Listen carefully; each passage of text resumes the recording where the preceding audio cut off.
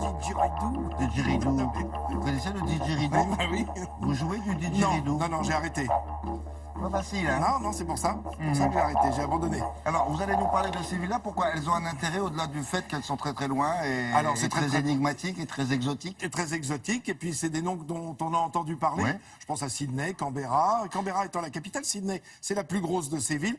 Et il faut dire qu'il y a un attachement définitif de toutes ces villes, de ce continent, de ce pays-continent, avec sa grand-mère venue d'Angleterre, si je puis dire, puisque ce sont les Anglais qui ont débarqué là au XVIIIe siècle. Mais avant eux, si on veut parler des Européens, puisque le pays est occupé depuis plus de 50 000 ans, si ce n'est occupé, du moins habité, pour parler vrai, par les aborigènes. Ah ouais, Aborigènes, ce mot d'ailleurs veut dire à l'origine. Donc on comprend bien qu'ils étaient là les premiers. Et puis il y a des premiers Européens qui débarquent au XVIe siècle. Ce sont des Hollandais d'abord, dont un certain Abel Tasman. Le nom va rester puisque la Tasmanie, cette petite île qui se trouve au sud de l'Australie et qui appartient à l'Australie, porte le nom de ce navigateur. Et puis à partir de 1750, 1760, ce sont les Britanniques qui arrivent avec notamment James Cook, que l'on va voir dans un instant.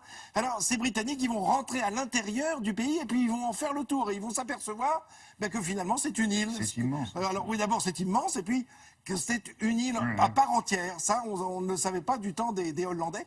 D'ailleurs, le pays s'est appelé pendant un moment la Nouvelle-Hollande, avec ses marins venus des Pays-Bas. À cette époque-là, il y en avait partout. Oui, Des gens des Hollandais, des Anglais, des grands Français aussi. navigateurs, oui, des Des Français navigateurs aussi. qui cherchaient des terres vierges. Voilà, absolument, et on verra tout à l'heure Louis XVI qui part avec, enfin qui veut partir avec la Pérouse. Et alors les Hollandais l'appellent la Nouvelle-Hollande et les Britanniques vont l'appeler Terra Australis, c'est-à-dire la terre australe, la terre du sud, d'où le nom d'Australie qu'on va donner, puisque c'est très aussi. Allez, on regarde des images et puis on va découvrir quelques-uns de ces noms de villes. Voilà, James Cook, dont je vous parlais, ce marin qui a découvert beaucoup de choses dans le Pacifique pour les Britanniques, et puis qui va finir sa vie sur les îles Sandwich, mangé par ses habitants, ce qui est quand même un peu fou, et qu'il Aucun rapport avec le sandwich. Hein, Non, mais, non. Ne croyez pas que... Quoique. Alors voilà, évidemment, la reine Victoria a un rôle absolument important puisqu'elle règne au moment où ce pays va devenir britannique. Quand on l'appelle le Queensland, par exemple, ou l'État de Virginia, eh bien tout ça, évidemment, ça vient de cette reine. Alors voilà, Monsieur Melbourne, Premier ministre de la reine d'Angleterre. Il s'appelle Melbourne et il va laisser son nom, évidemment, à cette ville qui, en fait, c'est pas lui qui va y laisser son nom, c'est un découvreur qui va s'y installer et qui va donner le nom du Premier ministre. Là, je vous présente Madame Nellie Melba, figurez-vous. C'est une grande cantatrice. Nellie, c'est le diminutif d'Hélène. Melba, c'est parce qu'elle est née près de Melbourne. Voilà pourquoi je vous la présente ce matin. Évidemment, c'est elle qui est à l'origine de cette fameuse pêche Melba que va confectionner Auguste Escoffier bien des années plus tard. Là, je vous présente Monsieur Sydney, qui est ministre aussi. Et c'est en son nom, au nom du vicomte de Sydney, que l'on va baptiser cette ville que l'on découvre, qui est la plus grosse ville d'Australie. Là, je vous le disais, Louis XVI à droite, grand amoureux de géographie, et qui présente à gauche à Monsieur de la Pérouse le parcours qu'il va devoir faire. Et souvenons-nous de Louis XVI qui, en janvier 1793, montant à l'échafaud, demande à ceux qui l'entourent: a-t-on des nouvelles de la Pérouse juste au moment de se faire trancher la tête? Non. Et on n'en aura plus jamais. Et je vous présentais juste cette image parce que la dernière fois qu'on l'a vu vivant, ce la Pérouse, c'était justement en Australie. Et il disparaîtra à Vanikoro, on le sait, puisqu'on a pratiquement... Maintenant, on sait où il a disparu, où ils ont... Il y a la question se pose encore. Oui, il y a les questions de savoir combien de marins ont pu survivre et qu'est-ce qu'ils sont devenus. Oui, effectivement. Mais enfin, voilà. Alors, il y a d'autres noms. Il y a Adélaïde, par exemple, qui est une grande ville australienne qui doit son nom à la reine d'Angleterre, l'épouse de Guillaume IV. Voilà, c'est pour dire si l'Angleterre est présente depuis toujours. Alors pourquoi l'Angleterre est-elle aussi présente en Australie? C'est parce que c'était au moment de la guerre d'indépendance en Amérique et il n'y avait plus de pénitenciers anglais en Amérique, on ne pouvait plus puisque c'était la guerre. Donc les pénitenciers britanniques ont été transférés en Australie. Voilà pourquoi... Donc cette terre a été colonisée par des repris de justice. Voilà, absolument, par des pénitenciers, par des repris de justice. Et alors les femmes?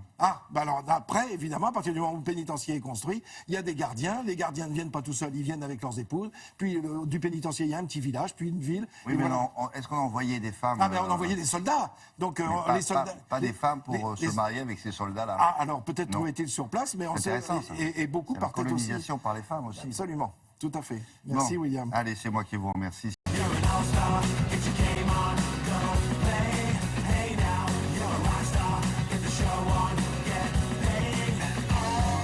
Concernant le handball, concernant le foot et concernant le tennis, vous choisissez. On commence par quoi? Le handball. Le handball. Voilà, Allez. les Français en route vers un 6e sacre. Hier, ils ont battu les Suédois et ils auront la demi-finale. Ça se passera demain soir. Je propose de regarder les images de ce match d'hier. Les Français qui n'ont pas ménagé le cœur des 28 000 spectateurs du stade Pierre-Mauroy de Villeneuve-d'Ascq.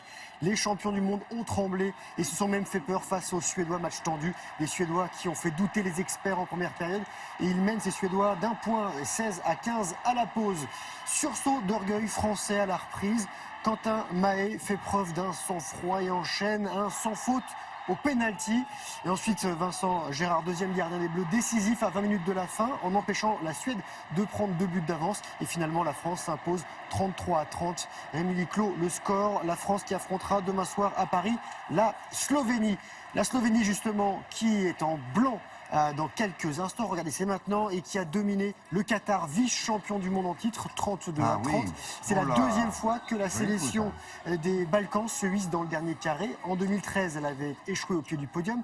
Ce sera le troisième duel entre la Slovénie et la France en 3 semaines, parce que les deux équipes se sont affrontées en préparation. Les Français se sont imposés à chaque fois. Et l'autre demi-finale opposera la Norvège à la Croatie. Dangereux, Slovénie, là, hein, non?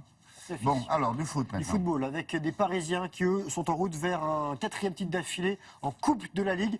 Alors, on regarde tout de suite ce qui s'est passé hier soir. Ils ont décroché leur ticket pour la finale. Paris-Saint-Germain qui est allé battre Bordeaux, ou plutôt Di Maria et Cavani qui sont allés s'amuser en Gironde. Victoire 4-2. L'attaquant argentin et l'attaquant uruguayen ont inscrit un doublé chacun. Et ce soir, deuxième demi-finale entre Monaco et Nancy. Coupe d'Afrique des Nations, la Côte d'Ivoire en blanc, championne d'Afrique en titre, s'arrête au stade des Poules. Les éléphants battus par le Maroc 1-0. Le but des Lions de l'Atlas est signé Alioui, joueur de Nîmes, un but de 25 mètres qui envoie le Maroc en quart de finale. Et dans l'autre match du groupe, la République démocratique du Congo n'avait besoin que d'un match nul pour se qualifier. Et ben les Léopards ont fait beaucoup mieux en battant les Éperviers du Togo 3-1. But congolais de Kabanaga, Mouboulé, Mpoku et Lada. Et vous allez voir, ils sont plutôt doués en danse, tous ces garçons. Voilà. Un mot de l'Open d'Australie, justement, dont parlait Frédéric tout à l'heure. Serena Williams qualifiée pour la demi-finale. C'est la 8e fois qu'elle se hisse dans le dernier carré ici. La numéro 2 mondiale a battu cette nuit la Britannique Johanna Konta, qui est 9e. Le score 6-2, 6-3. L'Américaine affrontera la Croate Lucic Baroni, finaliste l'an dernier. Williams a remporté ce tournoi à 6 reprises. Mhm. Et il y a sa sœur aussi dans le tournoi. Oui, qui sera aussi en Qui demi-finale. se débrouille bien. Voilà, Bon, très bien. on a tout fait, là. On a un petit peu de temps ou pas? Je sais pas. Oh, ce serait pas mal. Alors, elle dit rapidement, mon Alors oreille. c'est parti. Du ski avec des Français qui se sont très bien débrouillés. 6e podium de la saison en géant pour la skieuse du Grand Bornand. Et Tessa Worley, elle termine 2e à Kranzplatz en Italie. L'enfant du pays, Frederica Brignone, elle est première. Et Tessa Worley reste sur le podium du classement général de la discipline des épreuves de la fin de la saison. Les hommes, eux, slalomettent en nocturne à Schladming en Autriche. Julien Liseroux, skieur de Lapline, termine à la 4e place à 1 seconde 53 centièmes du Norvégien Christopher Sen. Et on va rester sur les skis, on libère le talon, ça s'appelle du télémarque, William. Ah oui. Et avec cette génuflexion caractéristique dans les virages, regardez, Phil Lowe, c'est ce garçon, il est Méribel, c'est l'homme le plus titré de la discipline. Et il a remporté dans sa station savoyarde l'épreuve de sprint, comptant pour la Coupe du Monde. Phil Lowe, c'est 50 victoires, 95 podiums, 172 départs en Coupe du Monde, entre autres. Et pour terminer, du snowboard avec la Coupe d'Europe freestyle, ça se passait à Vars dans les Hautes-Alpes, du slopestyle. Il y en a longtemps. Oui, mais là, il y a 2 Français sur le podium. Je rappelle que le slopestyle, c'est des modules avec des rails comme ça, avec des box, avec plein de choses pour faire des tricks, c'est-à-dire des figures. Avec des Et restes et des box pour faire des tricks. c'est pour ça que je vous traduis à chaque fois. Il y a 2 Super. Françaises, on va les saluer, Lucie Sylvestre et Thalie Larochet. Voilà, sur les podiums. Qui est Lucie Sylvestre et C'est Thalie 2 jeunes filles qui sont 2e et 3e. C'est des copines à vous? Coupe d'Europe. Non, c'est le sport, mon copain, avant tout, William. Enfin, saluons Lucie et Et cette jeune fille, Thalie. Thalie. Thalie, d'accord. Voilà. Très bien.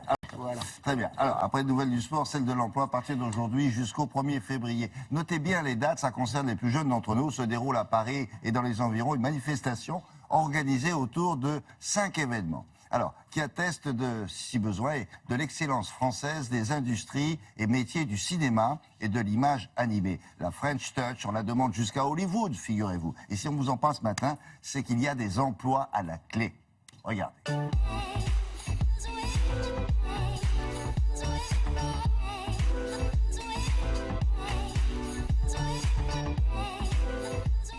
Le Paris Image Trade Show se déroule sur une semaine et cette année, l'invité d'honneur est l'Inde. Il faut dire que les producteurs indiens aiment beaucoup la France et particulièrement Paris.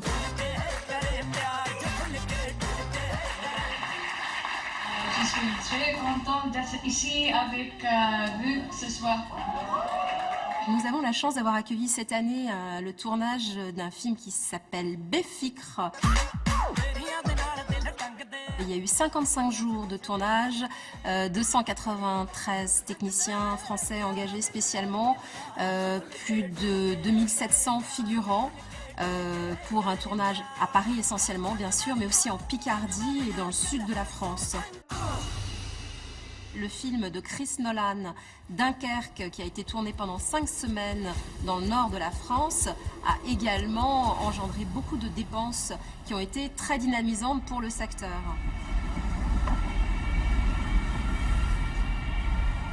L'intérêt pour une société étrangère de venir travailler en France, c'est que nous avons, grâce au Centre national du cinéma, mis en place une structure qui s'appelle Film France, qui travaille avec une quarantaine de bureaux d'accueil répartis sur tout le territoire, lesquels bureaux peuvent mettre à disposition totalement gratuitement leur savoir-faire en matière de décor ou trouver des techniciens sur place et toute la technique qui peut accompagner le film.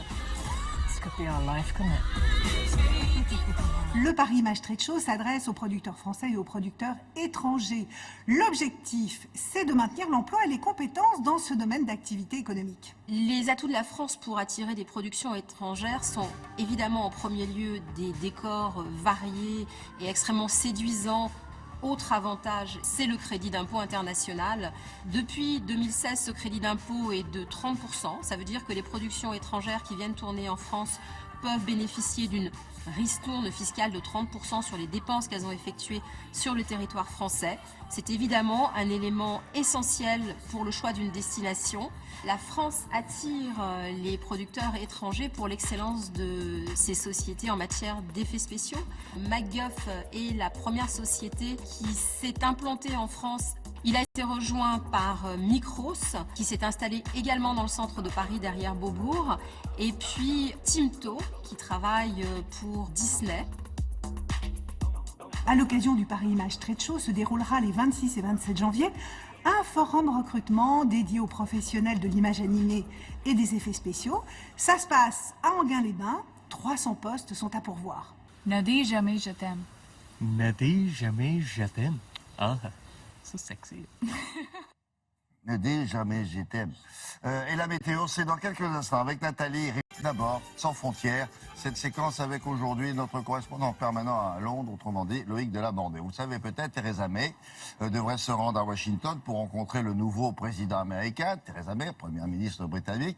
Alors, la question, est-ce qu'elle est décidée à faire des États-Unis le meilleur partenaire de la Grande-Bretagne au moment où justement le Royaume-Uni va bientôt quitter l'Europe? Ça, c'est la question. Et puis, est-ce que le style Theresa May est compatible avec le style Donald Trump? Ça, c'est l'autre question. Voici les réponses avec Loïc. Bonjour. Bonjour William. À ça, en matière de style, on ne peut pas faire plus opposé. Hein. Le style Donald Trump, on le connaît, pas la peine de revenir dessus. Le style Theresa May, c'est beaucoup plus classique. Il faut rappeler que la première ministre britannique est fille de pasteur, que c'est une fervente pratiquante de l'église anglicane. Son sport de prédilection, c'est la randonnée dans les Alpes suisses. La seule petite excentricité qu'on lui connaisse sont ses chaussures très colorées que la presse britannique détaille à chaque fois. Mais effectivement, elle est à l'opposé du style, on va dire, too much de Donald Trump. Et puis surtout, dans les expériences politiques, de Theresa May. Elle a été ministre de l'Intérieur et ministre du droit et de l'égalité des femmes. À ce titre-là, elle a proposé plusieurs lois pour combattre notamment les violences faites aux femmes. Donc on ne peut pas imaginer plus opposé, mais voilà, effectivement, vous l'avez dit, le Royaume-Uni va quitter l'Europe, il doit se trouver un nouvel allié, un nouveau terrain de jeu économique, et donc, Theresa May fait contre mauvaise fortune bon cœur, et elle va aller rencontrer Donald Trump dès demain à la Maison-Blanche, comme vous allez le voir dans ce reportage réalisé avec Anto Filippi. Pour elle, c'est une consécration et une petite revanche. Theresa May avait été vexée de n'être que la 10e chef de gouvernement appelée au téléphone par Donald Trump au lendemain de son élection. Elle sera finalement la première à être reçue demain à la Maison-Blanche. Un symbole diplomatique important pour la Première ministre, mais un casse-tête éthique aussi. Theresa May s'est toujours présentée comme féministe. La presse britannique n'a pas manqué de la mettre face à ses contradictions, alors que son nouveau meilleur partenaire est censé représenter tout ce qu'elle déteste. J'ai déjà dit que certains des commentaires faits par Donald Trump sur les femmes sont inacceptables. Et il s'est lui-même excusé pour certains de ses propos. Mais lorsque je serai assise avec lui, le plus important symbole est le fait que je serai là en tant que femme première ministre du Royaume-Uni. Et s'il y a quelque chose que je trouve inacceptable, je n'aurai pas peur de le dire à Donald Trump. Et Theresa May sera attendue au tournant par beaucoup de Britanniques, ulcérés par les propos du nouveau président américain. Le week-end dernier, au même moment que la marche de protestation à Washington, ils étaient 100 000 en plein cœur de Londres à manifester. Nous sommes ici aujourd'hui car nous soutenons la majorité des Américains qui n'ont pas voté pour le racisme, qui n'ont pas voté pour le sexisme. Si les leaders du monde libre pensent qu'il est acceptable d'harceler sexuellement des femmes, quel message envoie-t-on au reste du monde? Ce n'est pas acceptable. C'est la même rhétorique. Blâmer les immigrés, les pauvres de toutes origines et couleurs, et leur faire porter le chapeau de la crise économique. Theresa May fait pareil ici. C'est dégoûtant. L'immigration cause des problèmes, c'est effectivement l'une des doctrines défendues par le nouveau locataire de la Maison-Blanche. Il y a quelques jours, le président américain avait d'ailleurs répété tout le bien qu'il pensait du Brexit. Je pense que le Brexit sera une bonne chose, je l'avais prédit. J'ai subi les foudres des commentateurs, c'était incroyable. Les gens ne veulent pas que d'autres personnes viennent chez eux et détruisent leur pays.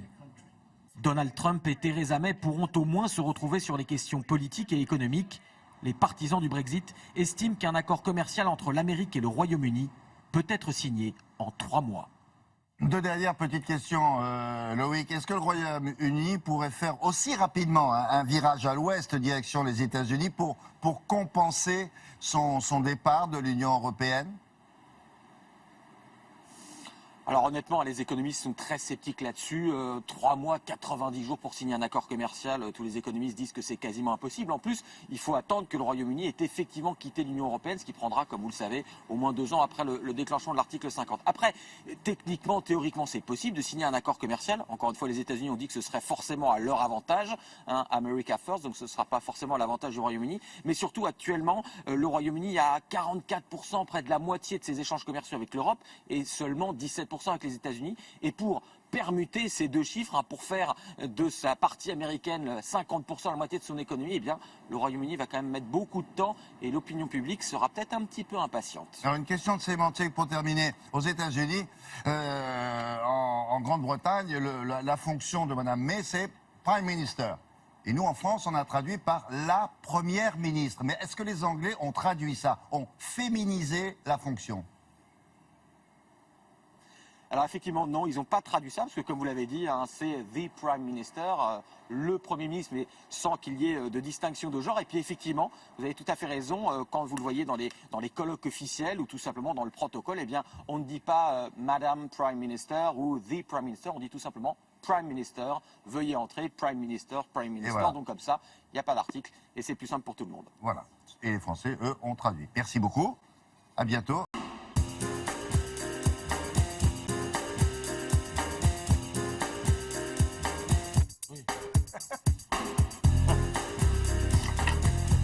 Bon, ça ça c'est fait. À part ça. Bonjour William, bonjour à Bonjour. tous. Beaucoup de choses ce matin. Difficile d'être exhaustif sans se disperser, mais on va quand même essayer. Et on commence par un dessin de Aurel qui met en scène François Fillon, dont l'épouse est épinglée par le canard enchaîné. On ne parle que de ça depuis hier soir. Madame Fillon aurait empoché 600 000 € de salaire en 8 ans pour des travaux dont l'hebdomadaire estime qu'ils relèvent de la pure fiction. D'où donc ce dessin où François Fillon explique « J'ai juste inventé le revenu universel pour ma femme sans emploi. Voilà tout ». En tout cas, cette allusion au revenu universel nous renvoie à l'actualité de la primaire de la gauche qui connaîtra un moment fort ce soir avec l'ultime débat, celui de l'entre-deux-tours qui oppose Benoît Hamon et Manuel Valls. À ce propos, il y a quelque chose de frappant ce matin. Regardez les titres. Pas un seul ne fait l'économie d'un terme guerrier. Pour la Dépêche du Midi, ils sont à couteau tiré. Pour le Figaro, ils sont sur le ring. Et sur un ring, comme vous le savez, on boxe. Pour Libération, Valls cogne comme un sourd et il n'y a pas de raison qu'il en soit autrement ce soir, notamment sur la laïcité et sur le revenu universel. Et pour La Voix du Nord, ils sont dos à dos et ça rappelle furieusement le cérémonial des duels d'antan où l'on finissait par quoi ? Par se tirer dessus. Alors dans ce contexte, la réconciliation est une chimère, écrit Yann Marek dans le Midi Libre.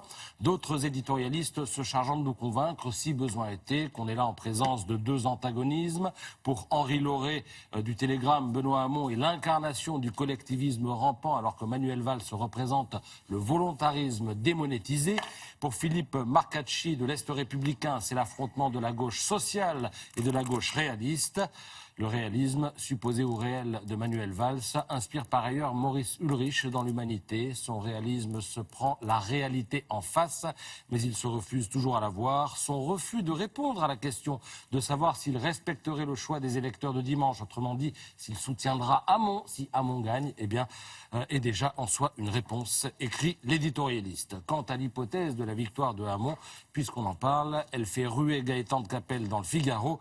L'homme fort de la primaire promet, sous les applaudissements de la gauche, de ruiner le pays en moins de temps qu'il faut pour le dire. Un tel catalogue de farces et attrapes ferait presque passer Manuel Valls pour un père la rigueur, écrit l'éditorialiste. Alors je vous l'ai dit, il y a beaucoup de choses ce matin dans les journaux. Je conseille la lecture du Parisien qui titre sur la carte de la radicalisation en Île-de-France.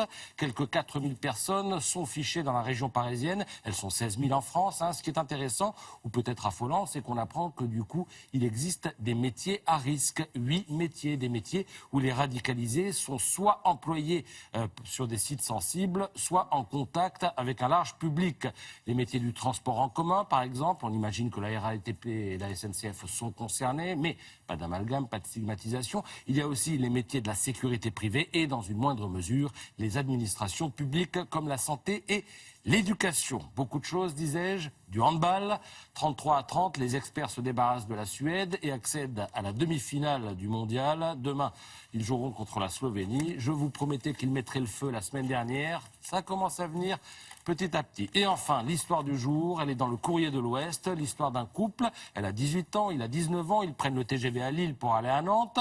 Ils sont avec bébé dans le TGV. Et puis le TGV s'arrête en gare du Mans. Que fait le jeune couple? Il descend sur le quai, pour fumer une cigarette. Et puis le TGV repart. Sans eux, mais avec bébé à l'intérieur. Des passagers ont vu ce qui se passait, ils ont tiré le signal d'alarme. Bébé a été pris en charge par des contrôleurs et la police. Et le couple a retrouvé son bébé en gare d'Angers après avoir pris le TGV suivant. Quand on vous dit que la cigarette c'est dangereux, en voilà la preuve. Ils ont été fumés, non. Peut-être pas. Après quoi? Après les 4 vérités, ce matin, Caroline Roux reçoit Benoît Hamon. Oui, il est le favori de la primaire de la gauche. Ce soir, il sera face à Manuel Valls pour un débat d'entre-deux tours en forme de clarification, car le ton est sérieusement monté entre les deux candidats depuis 2 jours.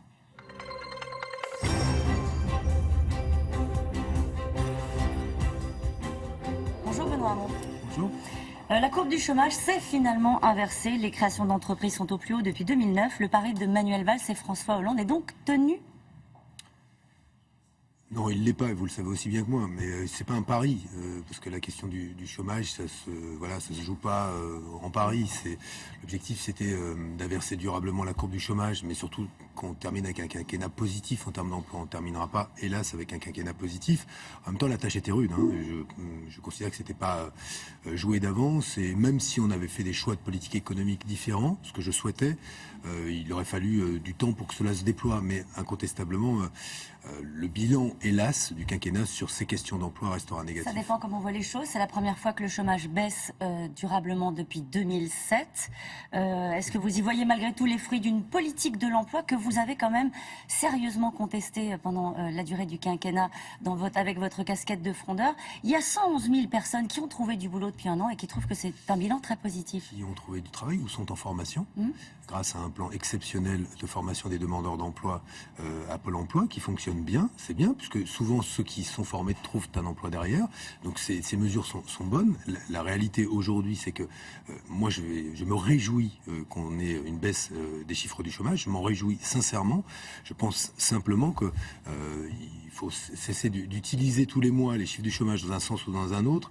Là, c'est une bonne nouvelle. Fondamentalement, je le répète, il y a eu 5 ans.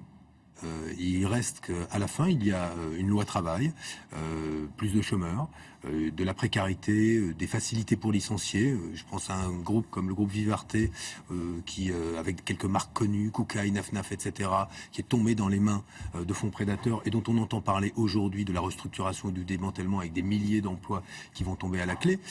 Voilà, donc c'est ça la réalité aussi de la France. Donc je préfère sur ces questions-là. Une forme d'instrumentalisation des chiffres du chômage, c'est ça que vous êtes en train de dire? Dans un sens ou dans un autre. Donc moi, je reproche rien à personne. Je pense qu'il ne faut pas être dans le déni de la réalité du travail telle qu'elle est vécue par les Français. Alors il y en a un qui a lu très attentivement votre programme, c'est Pierre Gattaz, le patron du MEDEF. Attentivement, vous pouvez peut-être enlever quand même. Vous croyez? Oui, je crois. Il l'a survolé? En tout cas, il tacle votre programme économique. Il explique que vous voulez tout simplement vous passer de l'entreprise, dépenser plus et taxer plus. Voilà, c'est qu'il n'a pas lu grand-chose, mais Pierre Gattaz est le président du MEDEF qui va recevoir Madame Le Pen, et qui injurie finalement ce que je propose, assez grossièrement d'ailleurs, et donc j'ai aucun commentaire à faire sur les déclarations de Monsieur Gattaz. Ce soir, vous en aurez des commentaires à faire sans doute. C'est le débat. Le ton est sérieusement monté, je le disais, depuis 2 jours. Vous êtes accusé d'être dans l'illusion par Manuel Valls sur le revenu universel, d'être ambigu sur vos rapports avec le communautarisme et en particulier l'islam. Qu'est-ce qui va vous guider ce soir, Benoît Hamon, dans ce débat? Le résultat de dimanche soir ou la nécessité de rassembler lundi matin si vous êtes élu? Vous voyez le poison là, ambigu sur le communautarisme, c'est fondé sur rien. Absolument rien. Sur certaines de vos déclarations? Non, absolument rien de mes actes, de mes déclarations. L'élu de Trappes est forcément ambigu avec le communautarisme. Donc on distille un poison. Et je trouve que en politique, surtout quand on est dans un exercice comme celui-là, la primaire, qu'on doit se rassembler demain pour faire face cette fois-ci à François Fillon et à Marine Le Pen, je pense que ça n'est pas une attitude très responsable. Vous n'avez observé chez moi aucune déclaration qui visait à dénigrer Manuel Valls sur son comportement, son attitude à tel ou tel moment. Je me suis concentré sur ce qu'il proposait ou pas d'ailleurs, et je voudrais qu'on en revienne à cela. Il cible clairement une position qui est la vôtre sur la laïcité, des propos que vous avez eus à propos d'un document qui est passé sur France 2 où on voyait des femmes françaises qui ne pouvaient pas entrer dans un bar parce qu'elles étaient des femmes. Que j'ai condamné. Oui, vous disiez aussi, c'était une tradition dans certains cafés. Pourquoi? Je voulais simplement dire une chose, c'est que le sexisme n'est pas né avec l'arrivée de l'islam en France, qu'il a existé avant, qu'il existe aujourd'hui, et qu'effectivement, des groupes religieux, minoritaires, testent la République, notamment sur la question de l'égalité femmes-hommes. Et que vis-à-vis de cela, il faut être intransigeant. Moi, je mets une proposition sur la table. Qui la met comme moi? Moi, je propose qu'il existe un corps de contrôle demain, comme il existe la répression des fraudes, qui viennent tester une entreprise pour vérifier qu'il n'y ait pas de discrimination à l'embauche, qui viennent tester un propriétaire pour vérifier qu'il n'y ait pas de discrimination à l'accès au logement, et qui viennent tester, sous la forme d'agents déguisés en clients, comme ça se fait avec la répression des fraudes, s'il y a des espaces qui ne sont pas délibérément, qui n'excluent pas délibérément les femmes. Que se passerait-il si nous le constations? Procès-verbal et fermeture administrative. Ce qui serait une manière de prévenir aujourd'hui la réalité de ces lieux où, pour une femme, pas simplement des cafés, des places qu'on évite, des rues dans lesquelles on ne passe pas parce qu'on a peur aujourd'hui d'y être agressé ou parce qu'on sent que la pression y est trop forte. Moi, je souhaite aujourd'hui m'attaquer concrètement à ces questions-là par une mobilisation de la puissance publique. Mais que voulez-vous faire contre les procès qui sont lancés comme cela, colportés avec beaucoup Vos propos étaient d'agilité et maladroits, d'habileté? vous le diriez comme ça? Vous avez été mal compris. Vous avez deux filles, vous en parlez souvent de vos filles, Benoît Hamon. Vous leur dites quoi? Quand vous serez grande, il y a des endroits où vous ne pourrez pas aller, mais c'est pas grave. C'est la tradition, vous leur dites, vous pousserez les portes quoi qu'il arrive parce qu'on est en France et parce qu'il faut respecter à la fois la mixité et la laïcité. Mais, tout dans mon action politique montre cela. Vous vous souvenez d'Ayaan Hirsi Ali, cette députée somalienne qui était condamnée à mort par une fatwa et par les islamistes, qui a été celui qui a obtenu qu'elle soit protégée ou s'est battu pour la protéger. Je l'ai même fait venir en France au moment où elle était seule à se battre, sans protection, parce que les Pays-Bas et la Grande-Bretagne allaient lui retirer une protection. Qui a fait cela? Donc, honnêtement, sur ce terrain-là, j'ai de leçons à recevoir de personne. Ce que je regrette, c'est qu'il ait été choisi par des gens de ma famille politique, quand dans les faits, c'est l'extrême droite aujourd'hui qui me combat sur ces questions-là, comme elle avait baptisé Alain Juppé Ali Juppé, qu'on entendait des mots d'une redoutable violence, et voir que les tweets de M. Philippot, les tweets du site français de souche me concernant, puissent faire écho aux remarques d'un certain nombre de ceux qui ne sont pas d'accord avec moi sur la primaire. Mais moi, ça me désole, honnêtement. Et ça vous blesse? Oui, ça me blesse pour mon engagement et ça me blesse pour voilà, pour la famille politique à laquelle j'appartiens, qui mérite mieux que ça. Le rassemblement sera possible lundi matin. Quand on voit le tournant que prend cet entre-deux tours, on peut en douter. Écoutez, moi, je ferai tout et je consacrerai toute mon énergie à ce qu'il se fasse. Mais je ne suis pas à la place d'un certain nombre de ceux qui, autour de Manuel Valls, aujourd'hui, ne procèdent plus que par anathème et oukase. Selon qu'elle a enchaîné, l'épouse de François Fillon a été rémunérée pendant des années comme attachée parlementaire. Pénélope Fillon aurait gagné 600 000 € en 8 ans. Cette pratique, on l'appelle, n'a rien d'illégal, mais est-ce que ça vous choque? Oui, moi je pense qu'il y a une réponse assez claire à faire à cela, c'est qu'il faut que tout parlementaire n'ait plus le droit d'embaucher ni son enfant, ni un cousin, ni un parent, ni une femme, ni... Voilà, il faut une frontière étanche entre ces fonctions-là et les moyens qu'il donne comme employeur de ne pas employer quelqu'un. Si on fait cela, je pense que ça contribuera à mettre un peu de clarté sur ces questions-là, ce serait beaucoup plus simple. Ici même, à votre place, hier matin, c'était Jean-Luc Mélenchon qui était l'invité de cette émission. Il a considéré que vous étiez un candidat désigné par une opération de triche de masse. Votre premier tour sera entaché de soupçons. Qu'est-ce que vous avez envie de lui dire s'il était là en face de vous ce matin? Bon, que c'est pas sérieux et qu'il le sait aussi bien que moi et qu'il ne faut pas essayer de salir des processus démocratiques, même quand ils sont imparfaits, quand il y a des bugs. Mais c'est arrivé, honnêtement, et il sait très bien que fondamentalement, l'information de dimanche soir, c'est que ma candidature est arrivée en tête, que quand on l'additionne avec celle d'Arnaud Montebourg, cela donne un visage à la gauche démocratique qui n'est pas celui qu'il aurait peut-être souhaité, parce que cela eût été plus facile pour lui d'avoir Manuel Valls comme candidat en face. En même temps, moi, je ne suis pas encore déjà lundi prochain. Je me concentre sur le débat de ce soir, le second tour. Mais voilà. Et en tout cas, je vois qu'il a progressé. Il me propose d'aller prendre un café. Vous acceptez un café? Avec plaisir. Je lui ai proposé avant, mais jusqu'ici, j'avais eu l'impression que j'avais plutôt porte close. Donc je me réjouis, au moins, on pourra parler Arabica, Robusta et peut-être un peu Rassemblement de la gauche. Quel programme. Merci beaucoup, Benoît. Bon, c'est à vous. Ce sera peut-être corsé.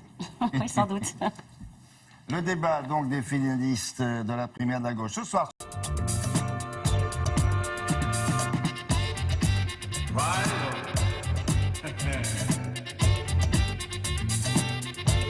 À l'occasion d'un congrès international de chirurgie esthétique, Laurence Ostolaza va s'intéresser ce matin au laser de dernière génération. Alors, ça permet des liftings, ça vous connaissez, non invasifs, ça c'est bien.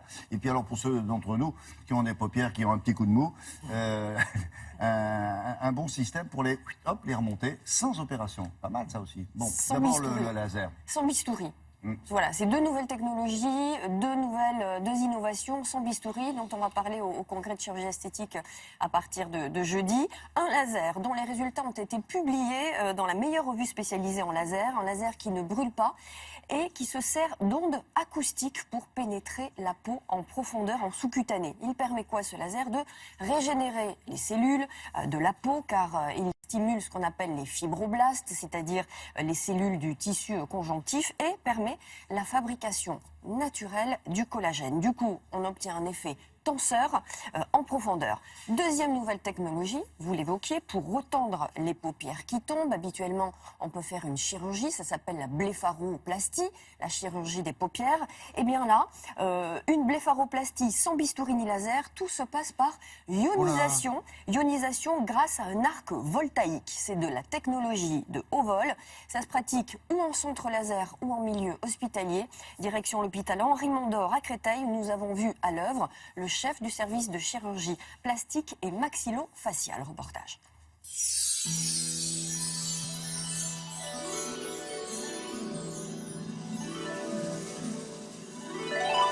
L'innovation consiste à pouvoir faire une blépharoplastie sans chirurgie. Cet outil est un plasma qui consiste à ioniser les particules de l'atmosphère entre la peau et l'outil lui-même. Donc il n'y a pas les douleurs qui peuvent être provoquées par exemple par un bistouri électrique ou les brûlures de ce type d'objet. Donc c'est beaucoup plus doux. Il y a comme l'équivalent, on va dire, d'une brûlure très superficielle et tout ce type de brûlure se traduit automatiquement au bout de quelques semaines, donc le résultat n'est pas immédiat, par une rétraction de la peau qui permet progressivement d'enlever l'excédent de peau dont on se plaint quand on demande une blépharoplastie. L'indisponibilité est de 4-5 jours, on peut avoir des petites croûtes visibles pendant quelques jours. Par contre, pour avoir vraiment le résultat, il faut attendre 4-5 semaines. Disons qu'avec l'âge, les paupières commencent un peu à tomber, donc du coup, pour moi, c'était une des choses à faire en priorité. Alors, il y a des cas où la chirurgie est obligatoire parce qu'il y a trop d'excédents, il y a trop de graisse, où on veut faire des gestes complémentaires. Là, c'était un geste qui était adapté. C'est un laser qui a la particularité d'avoir un module qui permet, grâce à une onde acoustique, d'avoir un effet plus profond dans une structure qui est sous la peau, on appelle le SMAS, et qui est celle que l'on tracte quand on fait un lifting. Déjà en superficie, donc ça se traduit par un renouvellement cellulaire accéléré, comme un peeling. Et puis en profondeur, il va y avoir une stimulation de certaines cellules de la peau qui sont très importantes, qu'on appelle les fibroblastes, et qui permettent de sécréter du collagène de type 1, qui est le collagène de la jeunesse. Et donc ce collagène, qui est le ciment entre les différentes cellules, se retend, en quelque sorte se crée et se retend. L'indisponibilité est de 4-5 jours. Et les effets ne sont pas du tout immédiats, ils sont progressifs sur 6 mois. Assez important sur 3 mois, et puis après un petit peu plus doux sur 6 mois, ce qui fait que ça n'a pas de sens, ça n'aura aucun sens de refaire une deuxième session immédiatement après. Là, il faut attendre minimum 3 mois si on veut vraiment potentialiser l'effet de la première session. C'est lui, ça. Les cordonniers sont les mieux chaussés ici, parce que... Et il a testé. Il a testé, vous avez vu. Sur son visage. Sur Enfin, il lui-même. n'était pas très ridé non plus. Hein. L'avant et l'après, non, mais la différence est quand même signifiante. Ah oui, oui, oui. Alors, le laser, les chirurgiens s'en servent aussi pour réparer, pour faire de la chirurgie réparatrice, les séquelles de brûlure, les vergetures ou les cicatrices en relief. C'est pas que pour de l'esthétique. Et la dermoablation, c'est-à-dire les étincelles qu'on a vues sur la paupière, est aussi utilisée pour le ventre et le décolleté. Alors évidemment, c'est de l'anesthésie locale, parce qu'on les C'est petits de la trous qu'on lui crème, fait dans la paupière, c'est de la crème C'est pas douloureux, d'anesthésie non locale. C'est pas douloureux parce qu'on est anesthésié localement. Et vous voulez les prix, ça se pratique et en institut, centre laser et en hôpital. Ça varie entre 1000 et 2000 pour le visage, 500 pour la blépharoplastie. Et il dit, c'est pas nécessaire de faire ça régulièrement. Une fois qu'on l'a fait, c'est Ah terminé. bah non, non, non. Et puis ça met quand même 6 mois à prendre régénérer, forme, ouais, à ouais, régénérer ouais. les cellules. D'accord. Bon, merci, c'était l'info. Laurence.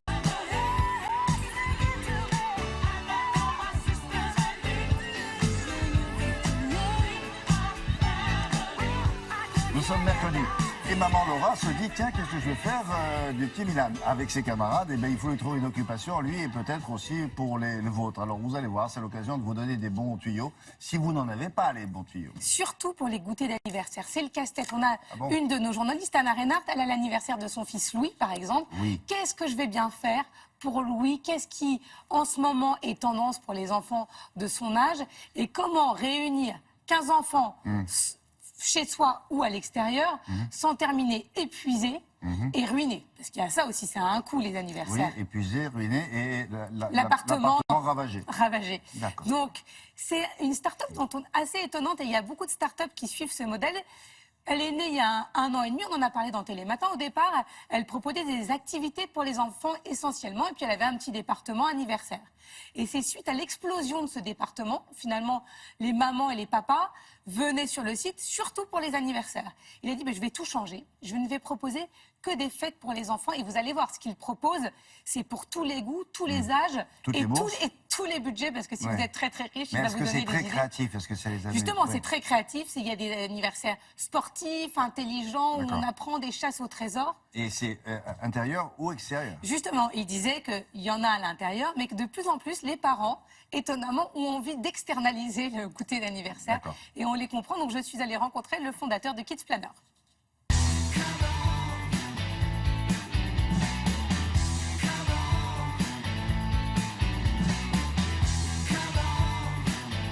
Le concept de Kids Planner, c'est très simple. C'est une plateforme web et mobile en fait, de réservation d'anniversaires pour enfants, essentiellement.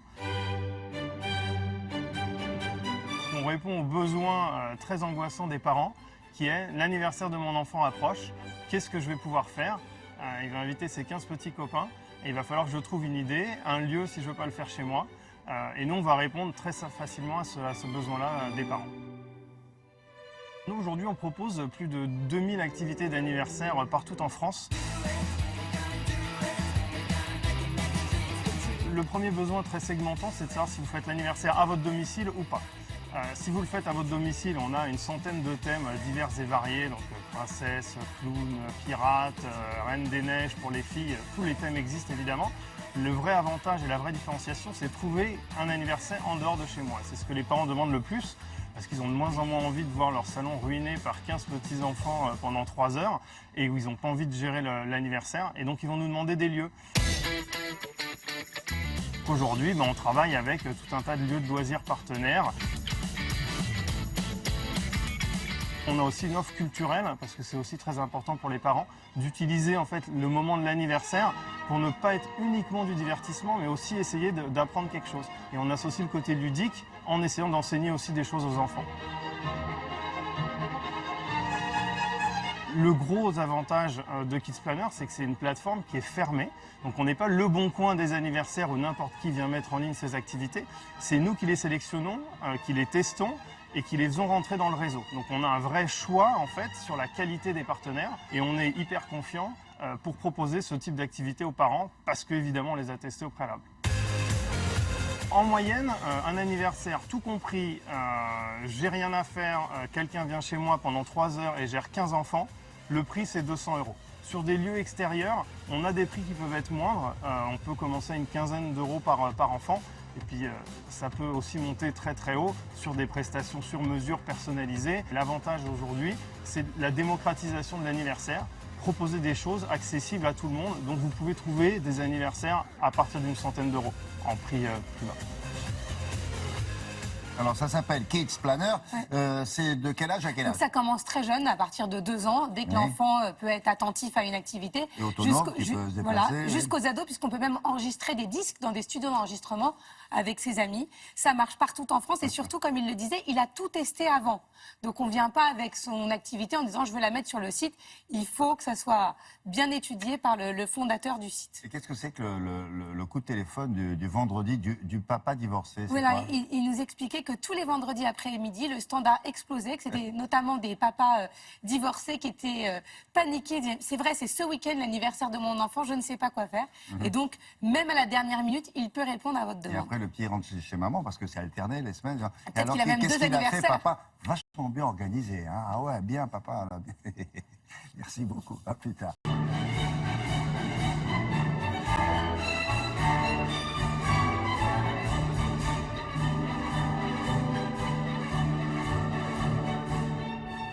C'est bien le concert de Vienne. Encore. Oui, oui. D'ailleurs, nos vrais prénoms sont Franz et Sissi. Sissi, Rien compris. Est-ce que vous connaissez Paris face cachée? Vous ne connaissez peut-être pas. Alors, vous allez voir, c'est une organisation qui vous permet de découvrir des lieux uniques, habituellement fermés au public, mais évidemment, Anna Reinhardt a les clés de tous ces endroits-là, bien sûr, elle ne les rend pas, elle les garde. Alors c'est un lieu qui est en commun. Alors, il y a beaucoup de gens qui sont passés par là. Beaucoup, beaucoup. Mais Paris Face Cachée, déjà, c'est la 6e édition. À partir de vendredi jusqu'à dimanche, une centaine de lieux à Paris et autour de Paris vont ouvrir leurs portes. Et ce qui est très rigolo, c'est que c'est un petit peu une aventure, parce que vous vous inscrivez sur le site internet www.parisfacecaché.fr et là, vous cliquez pour une aventure sans exactement savoir ce que vous allez découvrir. On vous donne un billet avec une heure et un lieu de rendez-vous. Ouais. Et là, vous pouvez vous retrouver dans plein d'endroits géniaux. Ça peut être les ateliers de Grévin, ça peut être un grand musicien dans son atelier, des grands artistes dans leurs ateliers, Nuit la et Villa jour. des Arts. Nuit et jour, il n'y a pas d'heure. Non, c'est pas nuit et jour, parce que quand même, on va souvent voir les gens travailler. D'accord. Or, les gens Donc c'est travaillent plutôt souvent dans la journée. C'est plutôt dans la journée. D'accord. Et c'est génial. Moi, je vais vous faire découvrir, comme vous pourrez le faire ce week-end grâce à Paris Face Cachée, un studio mythique qui a AC/DC, Maurice Chevalier, Prince, Lady Gaga en commun. Eh bien, ce sont les studios Davout. C'est vraiment un lieu qui, d'abord, a connu ses heures de gloire grâce à des musiques de films comme Un homme et une femme, comme Les Demoiselles de Rochefort. Voilà. Oui, sauf que visiter un studio, il y a des musiciens où ils y sont. Qu'est-ce qui se passe? Il se passe quelque chose. Il se passe toujours quelque chose. Et c'est la chose intéressante avec l'expérience que propose Paris Face Cachée. Il y a toujours une petite mise en valeur. Vous allez pouvoir découvrir la maison de Baudelaire où son voisin Théophile Gautier, lui, crée des clubs bien connus et où voilà, vous avez des comédiens qui jouent, des guides spécialisés qui vous guident. Enfin, vraiment, c'est passionnant. Nous, on va chez Davout. Vous allez voir, ils étaient en plein boulot, comme d'habitude. C'est un studio légendaire et qui va tourner une page puisqu'ils vont devoir quitter ces lieux. Donc, il était vraiment urgent d'aller le découvrir. Et je vous y emmène.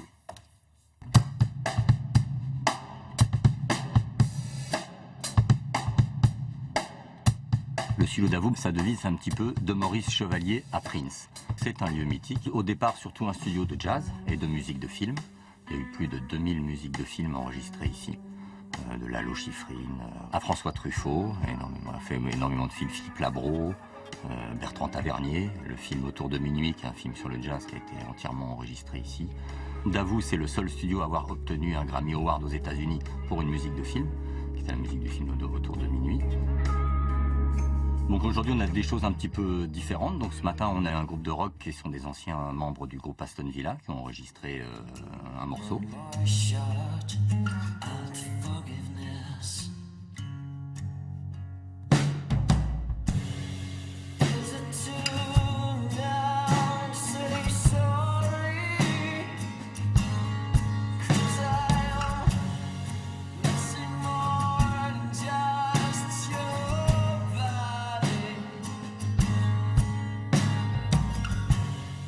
Ici, vous avez une salle, donc le studio A, qui fait plus de 300 mètres carrés, qui a donc ça sur 9 mètres de hauteur de plafond, ce qui fait à peu près 3000 mètres cubes d'air. Donc, ce qui est l'air est très important pour le son. Ça permet vraiment d'avoir tout type d'enregistrement. On peut enregistrer un piano solo dans une pièce avec 3000 mètres cubes d'air, c'est assez exceptionnel. On peut mettre des micros un peu partout, on peut vraiment arriver à faire des choses de vraiment de très bonne qualité. On a pu enregistrer aussi bien des batteries en plein milieu qu'un orchestre de 80 personnes jusqu'à un petit quatuor au milieu avec 2-3 petits paravents, justement pour éviter cette dispersion un petit peu trop, cette dispersion sonore, focaliser un peu plus. Mais justement, c'est un espace qui permet de faire tous les espaces, puisque qui peut le plus, peut le moins.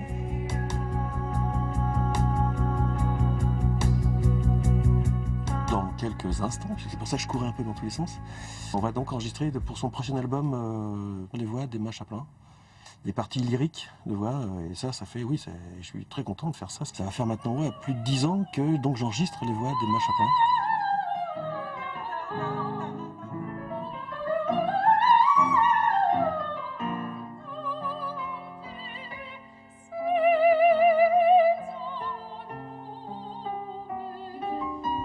Emma, voilà. Dis-moi le niveau du piano pour toi.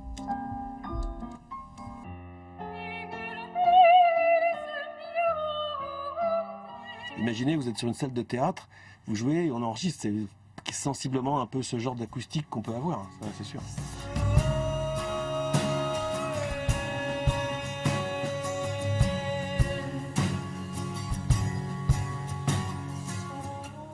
Alors, quand on visite un studio comme ça, la visite, c'est pour combien de personnes?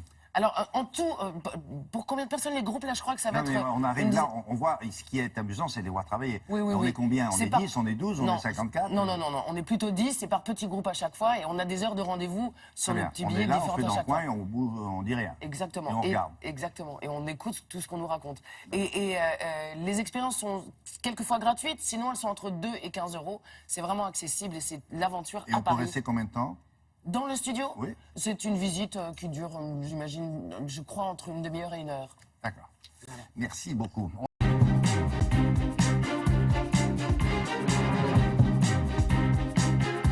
Ah bah, on dirait le calendrier, celui qui est accroché au mur. Ouais. Ouais, celui lui où il y a marqué que nous sommes en 2017. Mais est-ce que nous sommes en 2017? Bah, ouais. C'est une bonne question, non? C'est le calendrier chrétien qui dit ça, mais déjà, c'est pas le seul.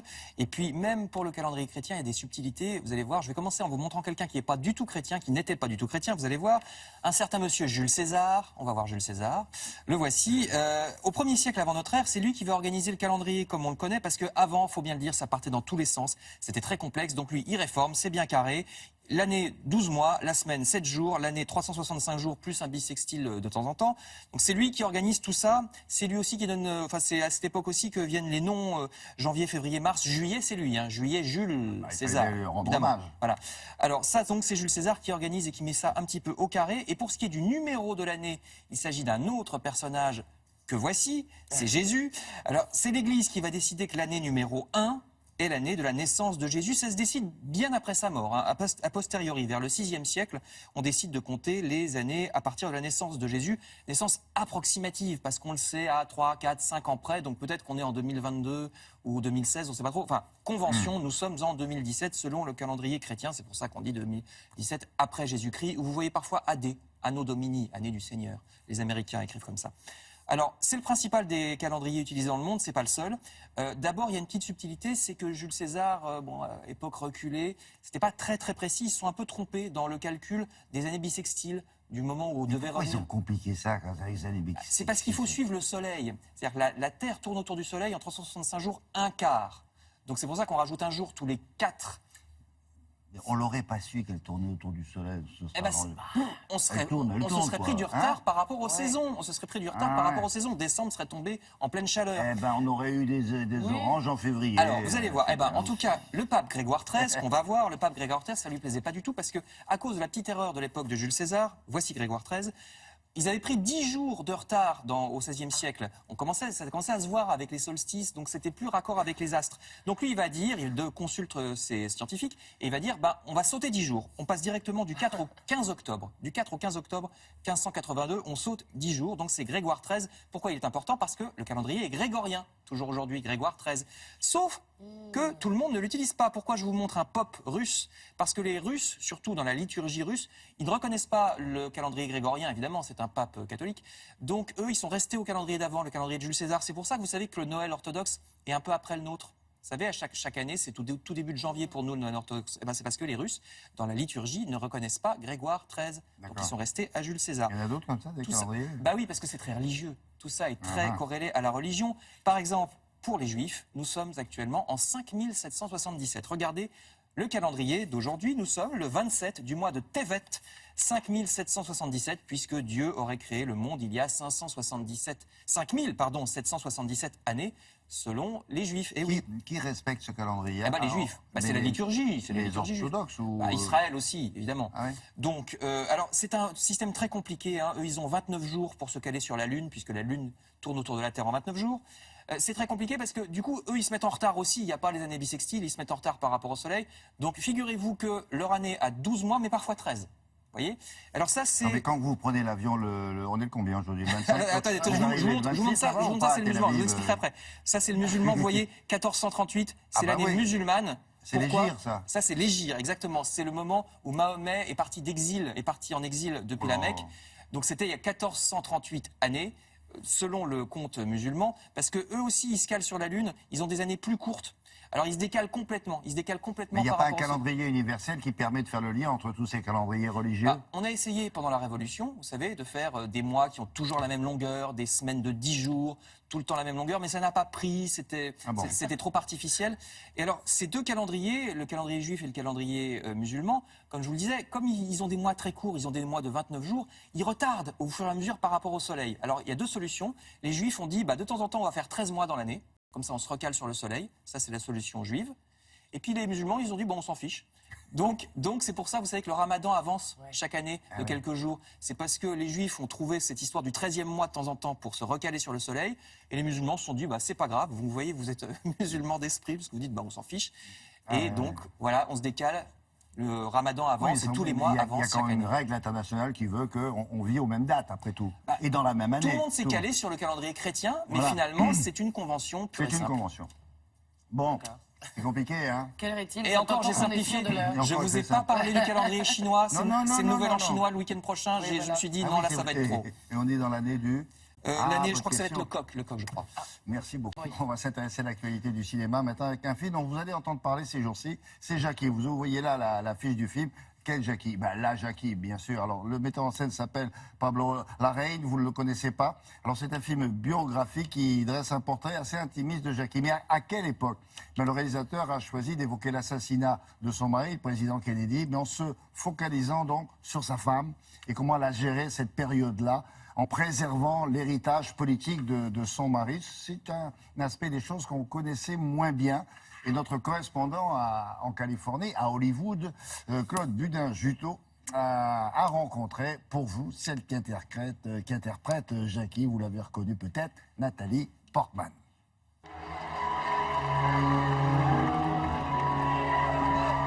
Jackie est un film qui raconte la vie de Jacqueline Bouvier Kennedy dans les jours qui ont suivi l'assassinat de son mari, John F. Kennedy, le 22 novembre 1963. C'est Nathalie Portman qui joue Jackie. Bonjour Nathalie. Bonjour. Un personnage resté mystérieux, jaloux de sa vie privée, ce qui était un avantage pour le réalisateur chilien Pablo Larraín et son actrice. She was unknown for a very known person. She was quite unknown. And she did keep a lot private. So it allowed us to take some liberties with, what we imagined she did in her private moments. Une des femmes les plus photographiées et les plus scrutées du XXe siècle, Jacqueline Kennedy est restée une icône admirée de tous, un personnage parfait pour en faire le sujet d'un film. Her status as an icon is very much an image. It's this sort of two-dimensional image of elegance and dignity and grace, and of course of great style too. And I think the great thing about the film is that we get to consider her as a person because her humanity is overwhelming and complex and interesting. Pour sa recherche, Nathalie n'a pas eu accès à la famille Kennedy, voulu rester discrète. Mais avec Internet, les acteurs peuvent maintenant puiser dans un large éventail d'archives. YouTube is a kind of an amazing resource now for actors. There's interviews of her from before she was First Lady, from when they were running for Senate, when she was quite young and unpolished, and then all the way through, of course, the White House tour, and after the assassination, the interviews that she gave. La visite de la Maison Blanche sera notamment entièrement recréée pour le film avec tous les détails de l'original. This piano was designed by Franklin Roosevelt. Née à Jérusalem, Nathalie Portman s'est fait connaître dans Léon grâce à un Français, Luc Besson, avant sa carrière hollywoodienne. Et c'est encore avec un Français, le chorégraphe Benjamin Millepied, rencontré sur le tournage de Black Swan, qu'elle se mariera et viendra vivre à Paris. Une culture française qui décidément la suit partout. We filmed Jackie in Saint-Denis in Luc Besson's studios, so it was kind of a full circle moment where France has really been so important to me culturally, and now, of course, it's my family. I mean, half my family is French now.